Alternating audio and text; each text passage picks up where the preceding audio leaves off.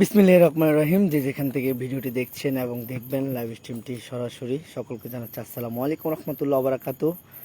আসলে রাত প্রচুর, এখন বাজতেছে 1:20।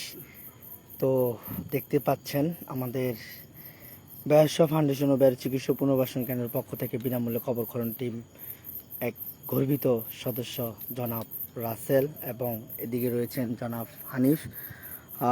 ওদের কানে যখন কোনো মৃত্যুর সংবাদ শুনে কিসের ঘুম কিসের খাওয়া দাওয়া, সাথে সাথে ছুটে আছে সংগঠনের টানে এবং মৃত্যু মানুষের টানে কবর করার জন্য।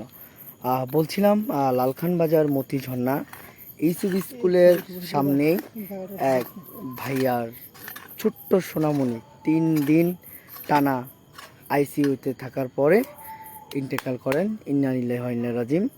তো আমাদের ব্যবসা ফাউন্ডেশনের পক্ষ থেকে বিনামূল্যে কবরক্ষরণ টিমের খুবই একজন গর্বিত সদস্য এবং আমাদের লালখান বাজার মতি ঝর্ণা ইউসুফ স্কুলের এই সাইডে যিনি রয়েছেন লিডার জনাব ওয়াসিম মামা আমাদেরকে ফোন করেন যে একজন ছোট্ট বাচ্চা মারা গিয়েছেন, কবর দিতে হবে।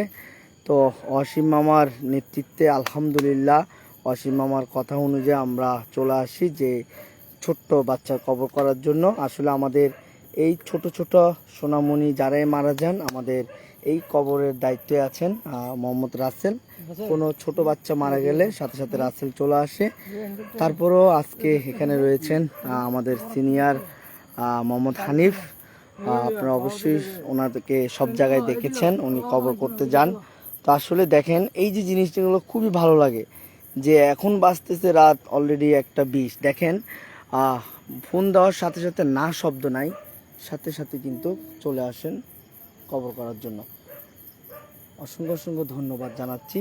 তো যে যেখান থেকে দেখছেন এবং দেখবেন, আমাদের যারা কবর করেন তাদের জন্য দোয়া করবেন। বর্তমানে বিদায় নিচ্ছি সত্যি নিপাত থেকে। আসসালামু আলাইকুম রহমতুল্লাহ ওয়া বারাকাতুহু।